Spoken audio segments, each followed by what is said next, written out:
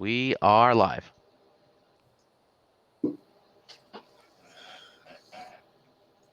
And we are the Coalition, loud and proud, outrage porn free, civilly disobedient media broadcasting live on the worldwide Coalition Network. Well, at www.coalitionnetwork, coalitionradionetwork.com. Still getting used to that, folks. Facebook.com/The Coalition Radio. On the Mighty Mighty Twitter at Coalition_radio. And, of course, one of two motherships, coalitionradio.us, where you'll find a wealth of information about civil liberties, press, and prior shows, back from our digital days, our initial days on digital media, our analog days on radio, and now, of course, coalitionradionetwork.com, which serves as sort of a television to the masses as we broadcast live from the bunker here in Providence, Rhode Island, the city that never sleeps, the city that is under siege, if you will. Border checkpoints are rising everywhere. State police stopping people. The National Guard is out at the border. And with that in mind, I wanted to reach out to, hopefully, a sister state, a political party that hopefully we're not at war with. I'm not aware that our governors have actually declared physical war on each other. I have yet to hear the shells going off. I'm not sure if the Rhode Island State Navy is trying to lay siege to New London yet. But joining me live for the very first time under our new iteration is Dan Rial. He is the chairman, if you will, of the Libertarian Party of the great state of Connecticut, the Nutmeg State. And for now, we're aware of back channel roads, and through the miracle of digital communication and IP, we can communicate. Dan, are you hearing tales of gunfire and political, I was going to say, National Guard movements towards the Rhode Island border, or is your border still quiet? I hear the sound of you guys losing a lot of revenue and business. Oh, Jesus. It's Dan, it's effing breathtaking. If there was ever a state it is stupid, it burns. Oh my God. Herr Gina, the don't be stupid, be a schmatty, come and join the Gina party, has decided to essentially declare economic war on the state of New York, which could 3 blocks in New York and you've outgained the gross domestic product of the state of Rhode Island. And now, of course, they're in an effort to pass constitutional muster, if I can use that term ever so loosely, excuse me, they're stopping everybody. What the hell are they thinking? Now, Dan, give us a little bit of your background. You've spent enough time in court, enough time in court, litigating on behalf of the Connecticut Libertarian Party. What does this say to you? I guess this is just an informal conversation, folks, we're having. Dan and I are good friends, and right. I was just out at his convention a few weeks ago, and our convention, of course, is going to have to happen in the bunker at an undisclosed location in the Dick Cheney Hall of Fame. But so I'm rambling and babbling, but tell me what's going on in Connecticut and what their reaction is. Well, we were on the verge of wiping out 13 petitioning laws, and we had a witness who was driving all the way from Minnesota, and I called him, and he was well into Wisconsin, about to get to the next state, and I said, bad news, they've canceled the hearing on our temporary injunction for March 16th, so I know you've been on the road for like 3 or 4 hours, but you're going to have to turn around and go back to Minnesota. And so that was the first thing that happened.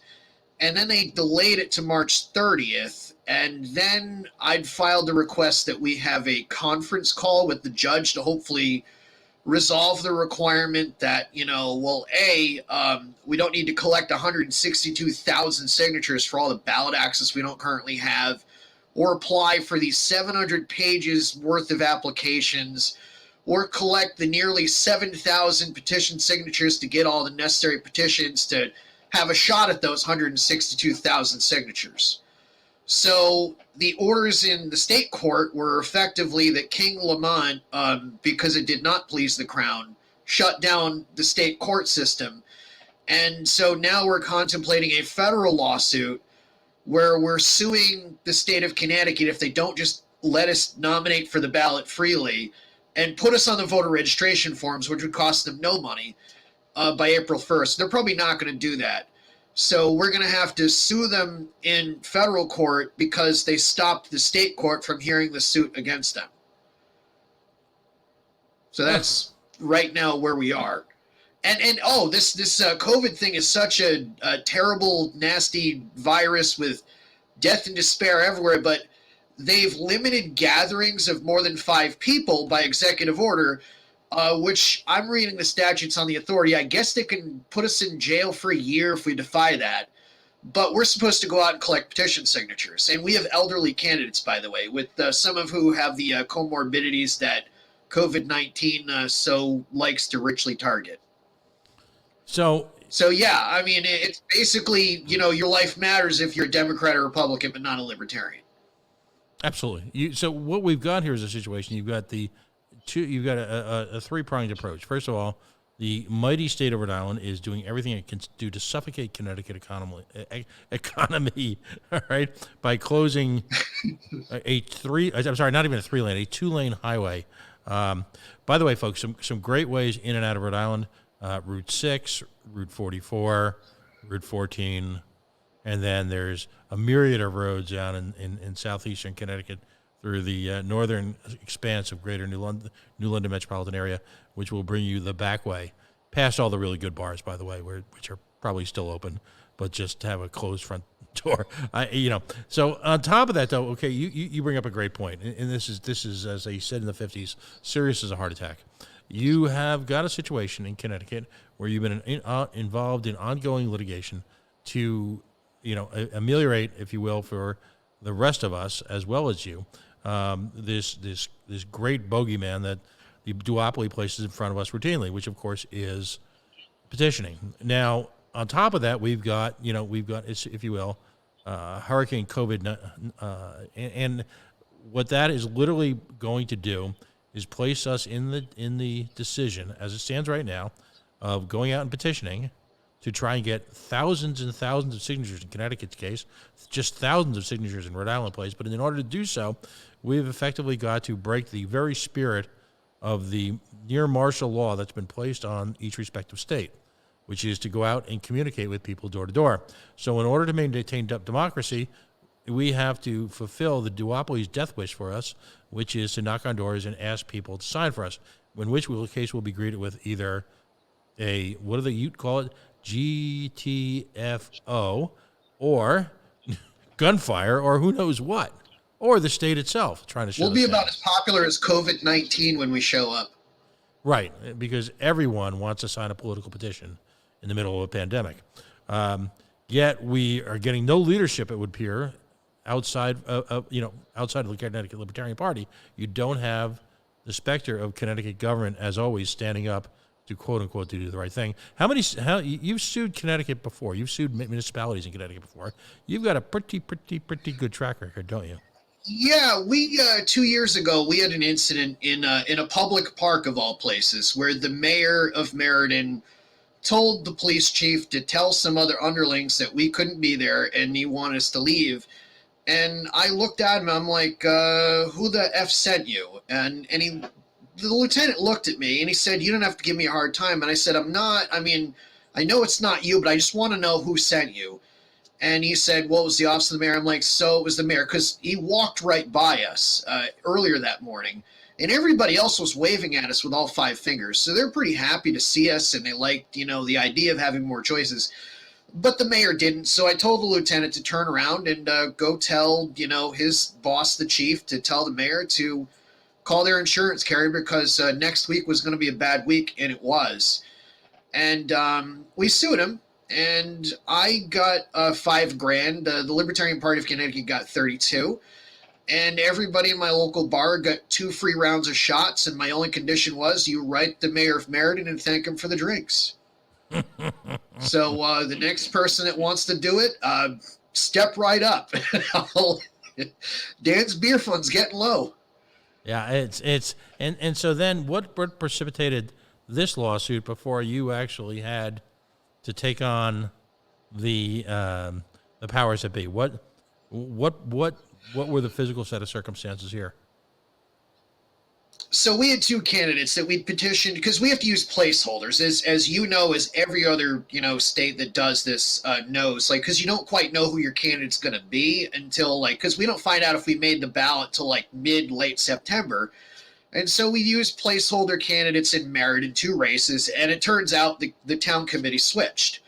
And so instead of just honoring the original one, they just knocked everybody off. And I emailed the elections officer and I said, we're tired of this. You cost us hundreds of thousands of dollars. Reverse your decision in 24 hours or we're just going to challenge the whole structure. Like, we're going for the whole thing.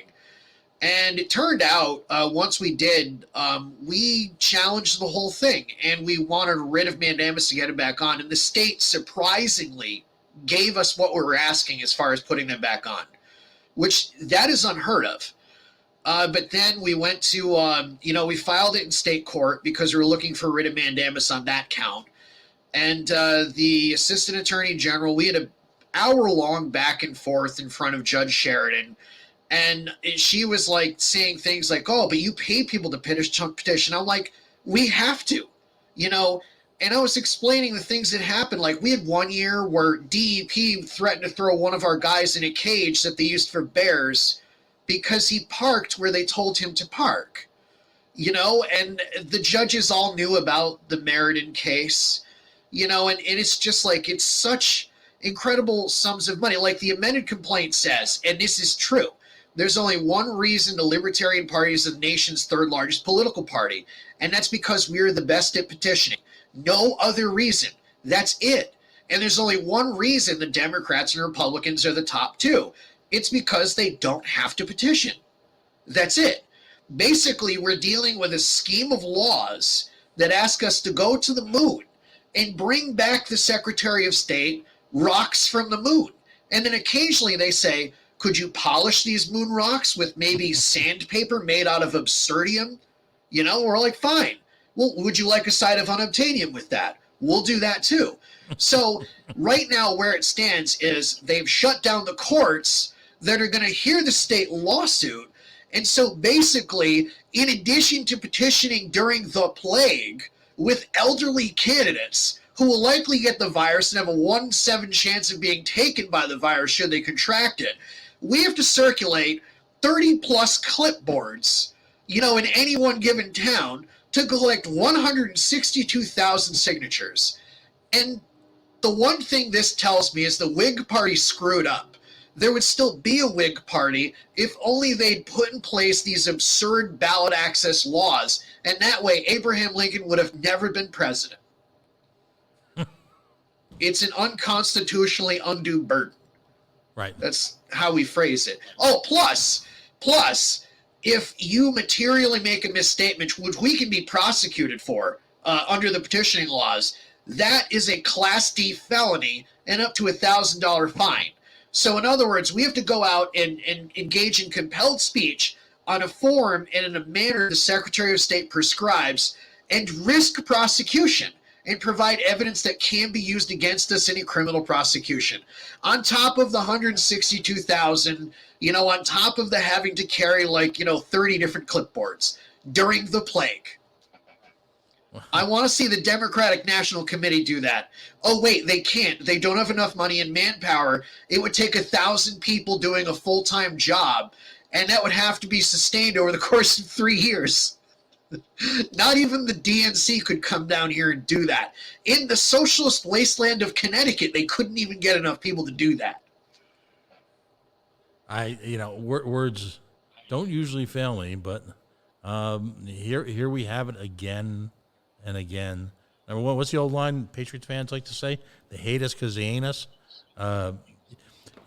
Dan, one of the things I'm asking guests this week to reflect on, particularly from the libertarian universe, whether it be in the state of Connecticut, the state of Rhode Island, across the frigid plain, as the windbag on with the golden microphone likes to say, you've got the specter of statist officials who have been piling on bureaucracies for years, all of a sudden dialing back the regulations, dialing back the rules, and fostering innovation in the wake of a national crisis.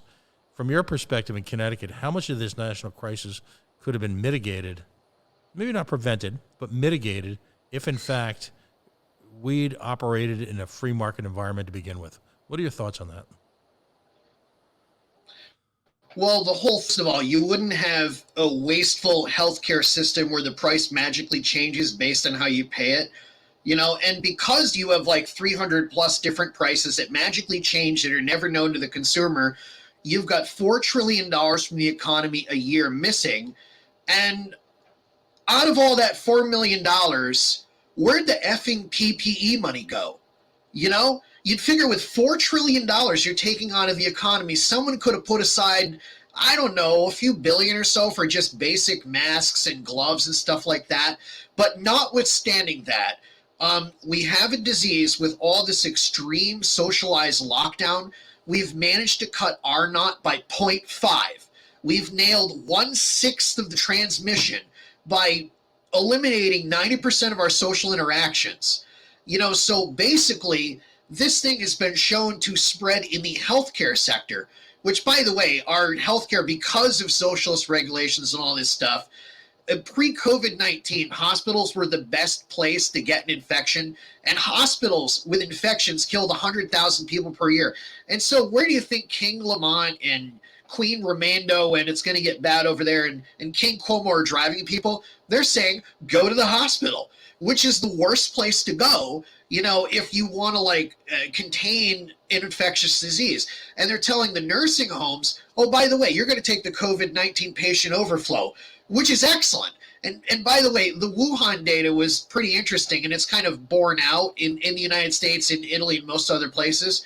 Because believe it or not, all the screaming about the ventilators this, the ventilators that, 95% of the people in Wuhan that needed a ventilator died.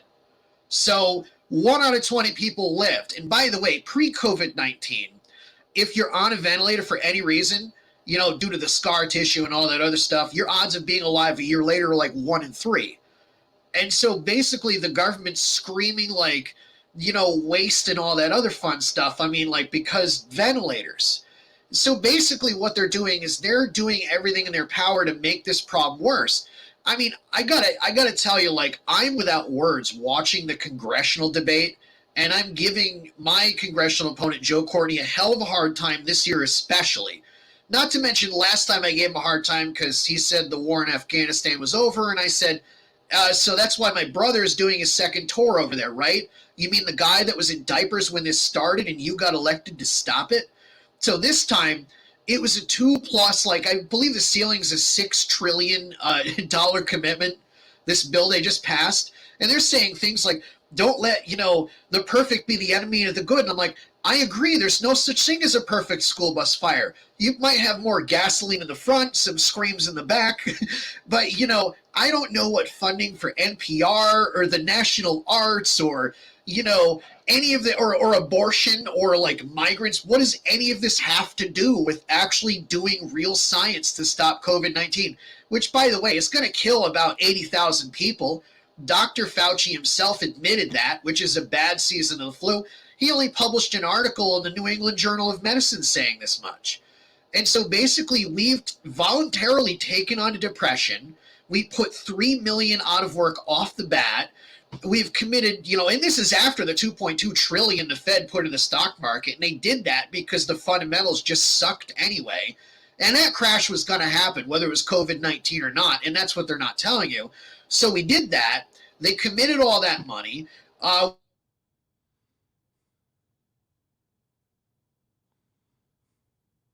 think we lost Dan. The perils of high technology.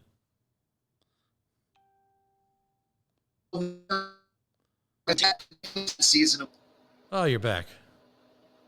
Or not.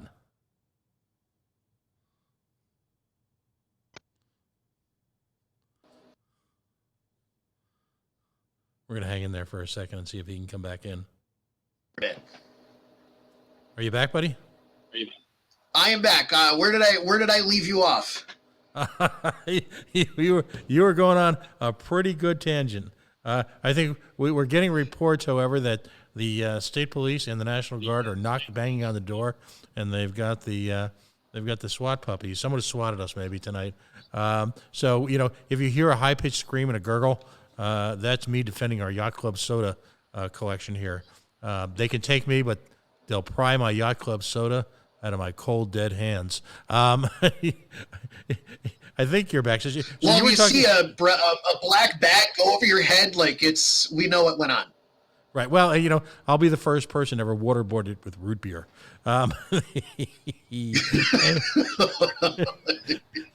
Except I'll be the one sucking up the root beer. All right. But no, you were well into, I think, a pretty articulate diatribe about where I think we left you when what I call it the shadow quantitative easing, the kind of money that was being pumped into the markets really since last September. Because as you pointed out so adeptly, Detroit, I should say, everybody knew that the stink was in the market and the market was going to crash. And we all know that, the big claim of the Republicans is my 401k. Regardless of how bad you think are, my 401k. Involved in international wars of adventure, my 401k. And it's gone. And it's gone. And yet it's coming back because they're injecting trillions more and destroying whatever value there is. Hey, to prevent 80,000 inevitable deaths, which are going to happen anyway based on this disease, they're basically going to start a wave of municipal and state bankruptcies. And what do you think that's going to do to the healthcare system? Well, the other oft not discussed value of inflating the stock market was, of course, the next bubble that's going to hit, that particularly the apparatchiks working for the People's Republic of Rhode Island and Connecticut et al., Massachusetts, New York, don't want to talk about, which is the state employee pension bubble. Now, defined contribution plans typically have a minimum rate at which they are supposed to accrue gains every year in order to maintain an appropriate level of funding. Yep. Now, one of the most often screwed with numbers in state government because, they call it a discount rate. It's in most states it's anywhere from 5 to 7%, which if you artificially inflate the market, it will maintain. No one is talking about the carnage that states like Connecticut and underfunded states like Rhode Island have experienced in the last week or two, somehow missing in all these staged press conferences that are held daily for your edification and to remind you to stay 6 feet apart. 6 feet apart, not 6.5, not 5.5, but 6 feet apart. Yeah, they obliterated all tax revenue, like in the next quarter at least, and probably indefinitely going forward. So if you thought those pensions were underfunded now, then they're gone. That's gone too. Yeah. We didn't quite save Granny. She might have been the 1 out of 20 that made it off the ventilator, but her pension's gone. Right. So you've got, and by the way, somehow the state employee unions haven't figured that little nugget out yet, but that's why we're here to remind them of that. Yep. Cities like Providence, which were, and I imagine Hartford can't be far behind in terms of being underfunded. They're both. Oh, no. We've already bailed Hartford out. Wait a minute. The Mud Dogs I'm just kind of. Hartford is a school bus fire because they've got they try to screw the commercial property, but they've got so much state property that the city can't tax. But they're trying to be Gotham City, like we wanted everything forever. I can't wait until Hartford goes into bankruptcy. They have their nice little Chapter 9 cram down. I guess that's the silver lining in this cloud is I'm finally going to get my wish, that we're going to cram these pensions down. Because that's the only thing we ever could have done. But I guess, this disease is interesting. It takes people that, their time has probably already come anyway. But it also seems to do that with economies and state budgets. Yeah, it's they're both in a world of hurt now. And one thing that's interesting is the impact of gambling on each of our respective states. Now, in Rhode Island, the third largest contributor to our state tax base was the emphasis on was as in past tense was the casinos. What impact is the casino revenue or loss of said revenue going to have on the great state of Connecticut, the Nutmeg State?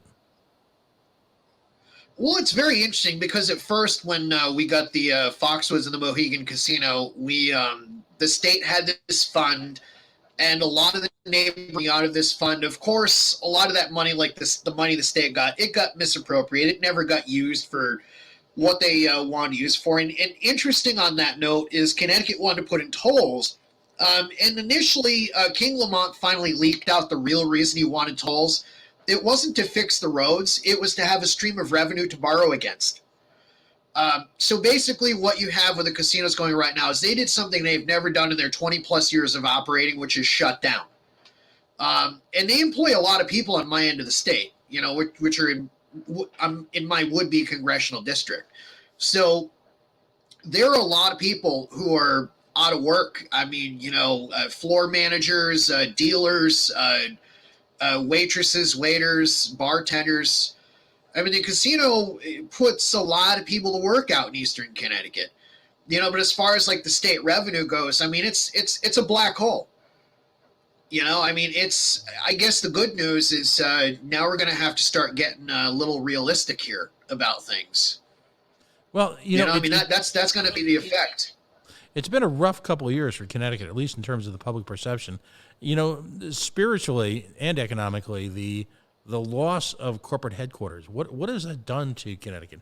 We don't often get a chance to focus. By the way, I met folks at the Connecticut Convention. We plan on having them on very soon as we sort of get our literally our digital act together here at the coalition. We folks listening for the first time, we recently moved from another location. This is our own studio for the first time, our own little home. This was being assembled as Corona hit, so it's been a challenge, but we're up and running. So I look forward. We're going to be focusing in on our neighbors' economic circumstances, and the folks that I met in Connecticut were just outstanding.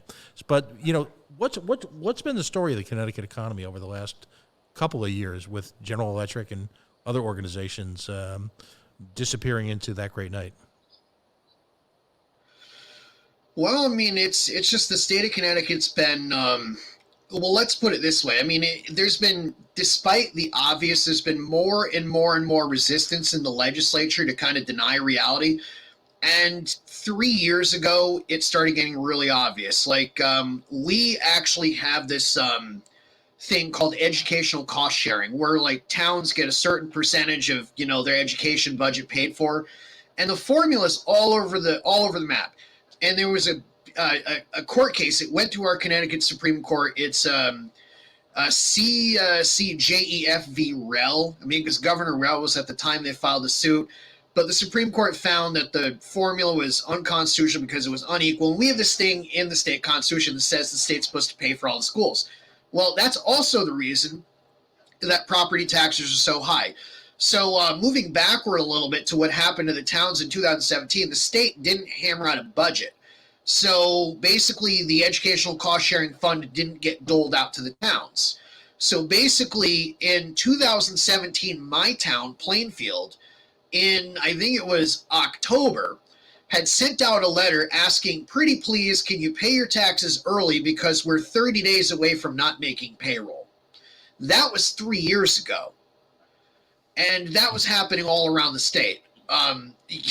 So we were already at a point where the unfunded pensions, all this stuff is just kind of coming to a head. And so instead of just recognizing what was going on and saying, you've got to shrink government, everyone had their sacred cow. And, reasonable people like us were like, well, you got sacred cows. We're hungry. We're cold. Let's make some steak and leather jackets because it's time. So basically the state is dealing with a lot of people, that have been state workers forever. And not only do they retire, but they're smart in a way because they say, I can't even afford to live here in my retirement. I'm going to take my pension and I'm going to move. And then typically they'll go to places like Florida, North Carolina, Virginia. So we're at this point where all the companies not only have that problem, but a big reason the companies are also leaving isn't just the tax environment. It's just look at the results of public education. They're looking around and going like, God, I'd love to hire somebody, but I can't find anyone who's competent enough to do the damn job. And so they leave. So we're not looking at education like, what units of education are we getting? We're looking at it, we're like, you got to have your kid in a building called school X number of days of the year. And as long as, the standardized test numbers are great, we don't care what the kid functionally knows or not. And I mean, I suppose that's kind of happening everywhere, but Connecticut in particular is really problematic. I mean, it's gotten to the point where, like, I'm a paralegal. I work with attorneys all the time, and one of them actually he's counsel for the Libertarian Party. I used to be a big believer in, like, I want a trial by jury and all this and that. And he's like, Dan, how about you do this? Like, go take an average look at your average person on the street, like, say, you're at the courthouse where it happened.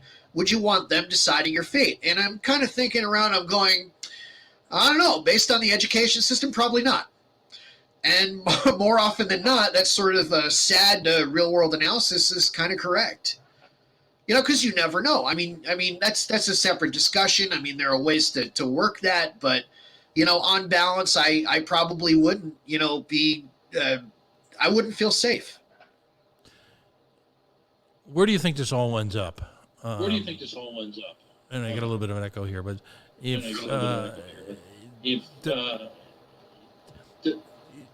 are you looking down the barrel truly of municipal bankruptcies? Does the state budget have to rejigger itself? Does the state have enough economic discipline to have this sort of deathbed conversion to free market economics and understand that they need to create a business climate which is competitive with the rest of the nation as opposed to one-time handoffs? Does any of that discipline exist in Connecticut, Dan? It's a very small minority, and I think that small minority was reflected on the floor of the House of Representatives. And this is a national problem where one guy, Representative Massey, no, he is not a libertarian. However, he's a good guy, and he did the right thing, and he was forthright, and he bravely stood up. When they were about to not only spend $2+ trillion up to $6 trillion, but basically piss away all our productivity, piss away the entire economy, break the back of the healthcare system, and pretty much put us over the brink to ruin. So this is not a place where we can really have a deathbed confession and a come to Jesus moment anymore, as it were. This is kind of like a guy, that's been an avowed alcoholic his whole life, and he's on, like, he's trying to get on the list to get a liver transplant, and he's saying, but I'll stop drinking 3 bottles of Jack a day and cut it down to 1 if you just give me a new liver.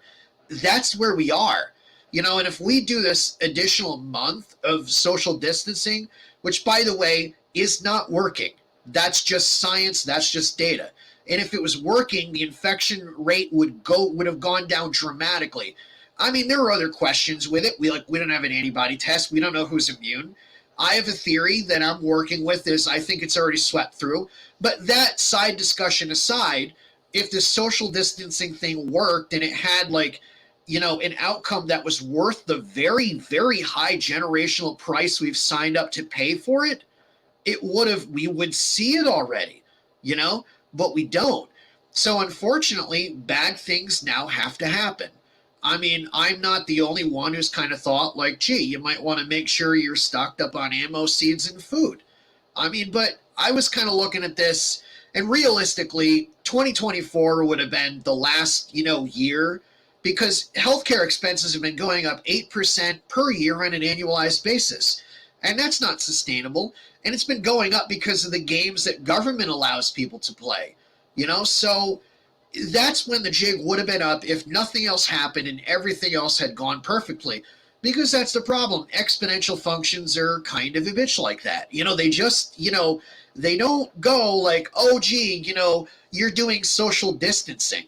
That's not how exponential functions work. They, quite frankly, viruses like math and science don't care what your political philosophy is. So at the end of the day, look at it this way. I think we're in for some hard times, and while we have a Congress and a president that are LARPing like the greatest generation ever, the sad part is, even during the Cuban Missile Crisis and all that other stuff, we didn't shut down the economy. During the Cold War, we didn't shut down the economy and poop our pants. During the Spanish flu, Yeah, there were a lot of things the government did to make that worse too. But you didn't shut down the entire economy for that either. This is the thing. Like, this whole safe space, like, let's poop our drawers and pretend we can go to the Federal Reserve and they can print up surgical masks and ventilators. This is absurd, and we've reached that point where bad things now are set in motion. And unfortunately, they're going to get worse. And one thing I'm concerned about is, the fear factor, because it's just basic psychology. And people are motivated to do things more to avoid loss than in anticipation of gain. And this fear-based psychology is why we have the policies we have. That's why a lot of people go, I'm going to vote for lesser of evil guy A rather than lesser of evil guy B. And it turns out, I think the other silver lining is these guys not only went too far, not only have they not only stepped in their crap and not washed their own hands, they're looking at us in Connecticut. And I just heard from someone in the Green Party earlier today, the Secretary of State's thinking about giving us what we want. So if we can place on the ballot, and we're there, talking sane, common, logical sense based on math and science, and saying, listen, here's how we got here, then we have a shot, to turn this around. Because it's one thing to have a bailout like we did in 2009. And by the way, it took them 3 months to deliver paper checks to millions of Americans. How long do we think ventilators are going to take? It's not going to be 100 days, which, by the way, 100 days is too late. And if they're saying the peak is in mid-April, 100 days is A, way too late, and B, we've probably already passed the peak anyway. So it's time to stop living in make-believe land, and people are going to take a look at, their bottom line, the businesses that don't open and the businesses that can't afford to open, and what's going on with the healthcare system. They're going to take a serious look at those outcomes and go, well, my God, things got to change or more pain will happen. Tough choices ahead, my friend. Tough choices. Folks can do the right thing. Look to the steps that the government is taking right now, understand that they're libertarian in nature, and look to those steps locally, and again, look to libertarians to employ them. This is a strong case of it. This didn't have to happen like this. I am not going to dive into conspiracy theories about the origin of the virus, who started it, who didn't. I'm just going to say for the time being that it was a naturally occurring, if you will, moment in a game of a biological eternal chance that takes place in a complicated ecosphere like planet Earth. I'm just gonna lay that out there. How we react to it, how we plan for it, how we get used to it, what we do going forward is if this is in fact the new normal. How do we look at the government mission creep that's taken place, that has eviscerated us financially, yet at the same time prepared us literally for nothing?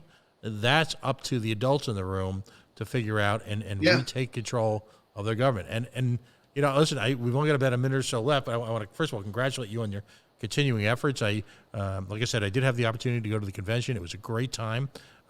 It was a very, very strong turnout, and that was before these events.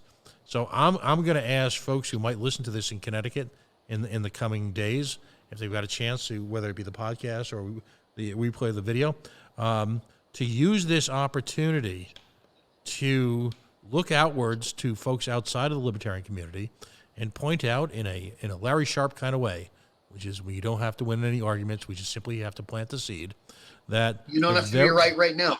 Right. The very policies that are at least mitigating to some degree the impact of this colossal failure combined with a colossal biological issue, all right, were in fact libertarian in nature and can be expanded on by presenting libertarians into our government.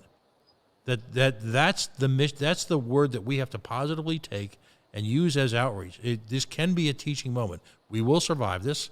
I believe. I think it's probably going to be a couple more months of chaos, but we will survive this. We will.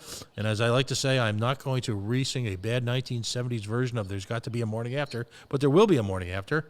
And it's up to us to be role models. Let's get involved in volunteerism. Let's get involved in our communities, and let's spread the mission that ultimately the solutions to this chaos were in effect free market based, and they were a result of the innovation that can only be harnessed in a free market capitalist system. Dan, my mantra is that I'm a free market capitalist. I believe that free market capitalism is the mechanism by which the individual can reach their full human potential. And that's what we need right now. We need a lot more of that. We need a lot more innovation on the fly, and we're starting to see it happen already.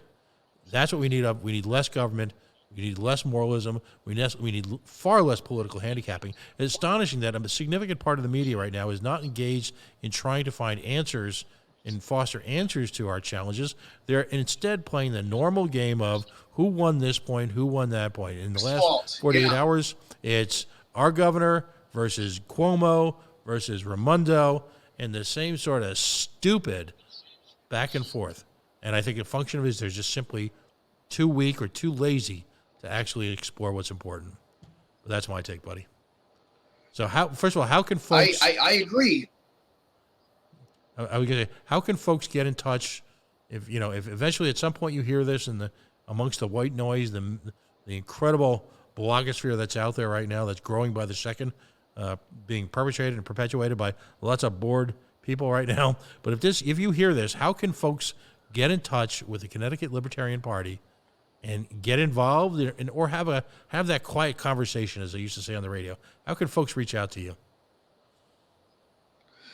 Well, they can go to lpct.org.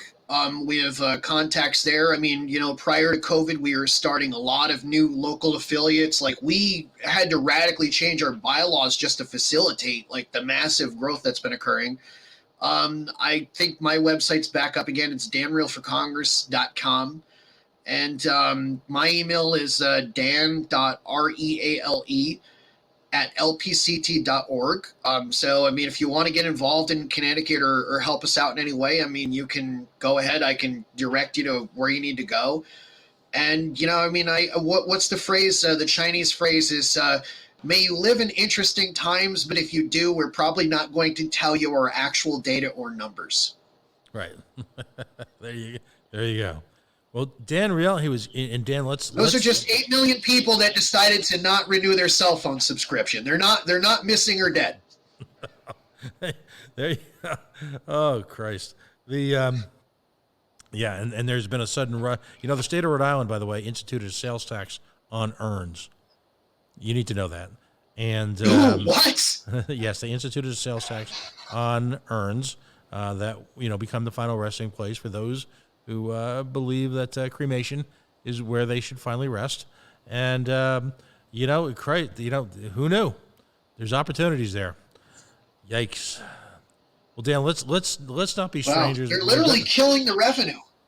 Literally, in the fullest sense, but they're getting it on the back end. Dan, we've got this new setup here. I want to take advantage of this. I want to have monthly conversations with you about what's going on in Connecticut, Rhode Island, and reach out to folks across the New England region for the Libertarian Party, and have that conversation and find ways to promote each other's efforts so that during these difficult times we give folks the opportunity to pursue a different path. And thanks for jumping in here on the fly like this. I really appreciate it. Oh, my pleasure. Good to speak with you as always. Looking forward to the next time. All right, let's talk this week because I know that you got a lot going on with the lawsuit. So I'll catch up with you on that. Dan Reale, he is the chairperson, if you will, of the Nutmeg State, the state of Connecticut Libertarian Party. They are facing similar challenges to folks across, I'll say, the old industrial Rust Belt states, the old New England mill towns. It's a rapidly changing economy. In the age of Corona, what this does to the small business environment that was already challenged by the powers that be in the state of Connecticut and places like Rhode Island, who see not opportunity in terms of growth, in terms of community by small businesses, but see simply dollar signs. And how we adjust to that hopefully will be the same way we're adjusting to the crisis, which is employing free market solutions and allowing people the opportunity for personal growth and self-ownership, and as a result, allow them to foster the innovation and the human spirit that comes when folks are economically unchanged and they are no longer slaves to a system. Dan, thanks again, and we'll be talking shortly. I think we got Dan on that. Folks, we're going to take a quick break, and I'm going to try and bring on a very special friend who engaged in some political theater of his own today. Give us a few minutes. We are the Coalition, a loud and proud, outrage-porn-free, civilly disobedient media broadcasting on the worldwide Coalition Radio Network at www.coalitionradionetwork.com, or, of course, the mothership at coalitionradio.us, facebook.com/the Coalition Radio, on the mighty Twitter at Coalition_radio. And, folks, if you could follow us or like us on any of those things, give us the opportunity, the bandwidth to reach out to you as we bring on folks throughout this crisis. We've had folks on intermittently over the last few days. We will be evolving into more of a standard programming over this week. This studio, this facility is less than a week old, so we appreciate whoever joins us or listens to us in the near future. You're working with us as we grow technically. Stay tuned. We'll be back soon.